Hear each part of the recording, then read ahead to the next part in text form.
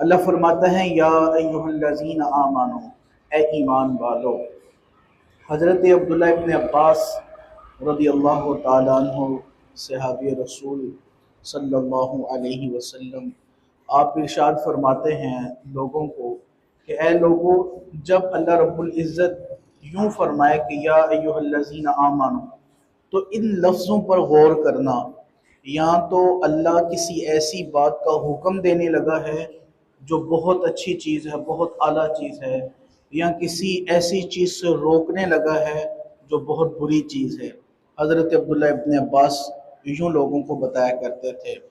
تو اس آیت مبارکہ میں بالخصوص نبی پاک صلی اللہ علیہ وسلم کو مخاطب کرنے کا ایک انداز اللہ رب العزت نے سکھایا۔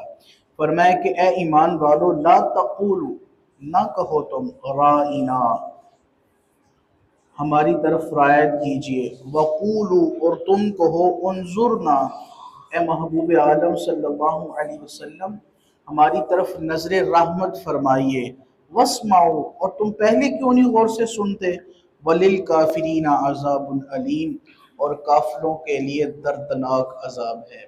اس آیہ مبارکہ کا شان نزول یہ ہے کہ حضرت معاذ رضی اللہ تعالیٰ عنہ، آپ نے یہودیوں کو نبی پاک صلی اللہ علیہ وسلم کے بارے میں ایک لفظ کہتے ہوئے سنا، رائنا۔ رائنا یہ دو معنی رکھتا ہے۔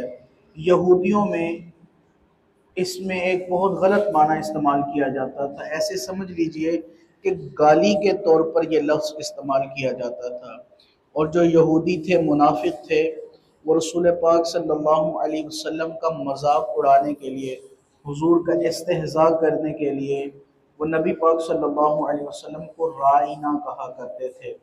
اب جب صحابہ کرام حضور صلی اللہ علیہ وسلم کی مجلس میں بیٹھے ہوتے، تو جب کبھی کوئی بات سنتے تو کوئی بات سمجھ میں نہ آتی تو وہ حضور سے عرض کرتے، رائنا یا رسول اللہ، یا رسول اللہ ہماری رعایت فرمائیے، ہمیں دوبارہ سمجھائیے۔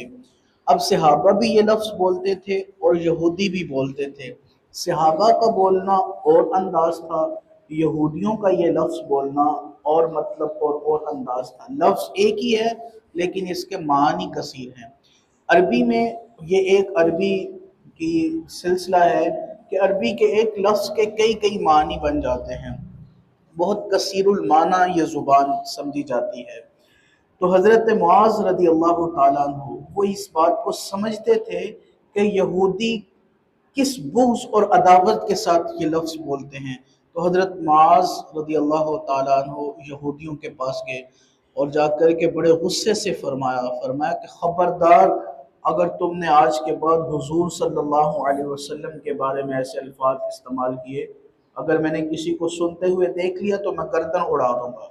تو یہودیوں نے کہا ٹھیک ہے، تمہیں ہمارے الفاظ کی اتنی تکلیف ہے، جب تم حضور کے پاس بیٹھتے ہو تو تم کیوں کہتے ہو؟ پھر اگر تمہیں اتنا ہی غصہ ہے تو جاؤ پہلے جا کر اپنے ساتھیوں کو منع کرو، وہ کیوں کہتے ہیں حضور کو؟ اب حضرت معاذ رضی اللہ تعالیٰ عنہ غم کے مارے پریشان حضور صلی اللہ علیہ وسلم کی بارگاہ میں لوٹے۔ قربان جاؤں میں اللہ رب العزت کی اس محبت پر جو میرا رب اپنے محبوب سے فرماتا ہے۔ حضرت معاذ ابھی واپس پلٹے تو اللہ پاک نے پوری آیت ہی نازل فرما دی، اے محبوب عالم صلی اللہ علیہ وسلم ایمان والوں سے کہہ دیجئے، لا تقولوا رائنا، یہ اب رائنا نہ کہیں، وقولوا انظرنا، اور یہ کہیں اے حبیب ہماری طرف نظر رحمت فرمائیے، واسمعوا، اور یہ پہلے ہی بات ذرا توجہ سے سن لیا کریں، وللکافرین عذاب علیم، اور جو کافر ہیں، انکار کرنے والے ہیں، ان کے لیے بڑا دردناک عذاب ہے۔ اور دیکھیے کیسا خوبصورت انداز ہے اللہ رب العزت کا اپنے حبیب صلی اللہ علیہ وسلم سے محبت کرنے کا۔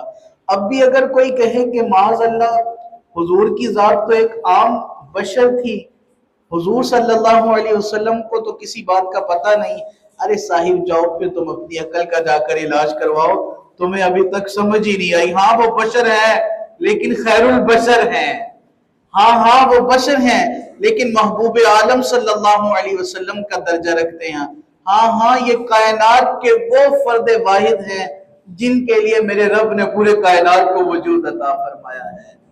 تو یہ خوبصورت انداز محبت کا اللہ رب العزت نے بیان کیا، اور روایت میں ہے جب یہ آیت پاک نازل ہوئی تو پھر صحابہ کرام نے اعلان کر دیا، کہا خبردار اگر اب کوئی میرے حضور کے بارے میں ایسی بات کرے گا، ایسا لفظ استعمال کرے گا، تو اب اس کا علاج ایک ہی ہے کہ فوراً اس کی گردن اڑا دی جائے۔ اور پھر روایت میں ہے کسی یہودی کو جرأت نہ ہوئی کہ وہ حضور کے بارے میں ایسے لفظ بول سکے۔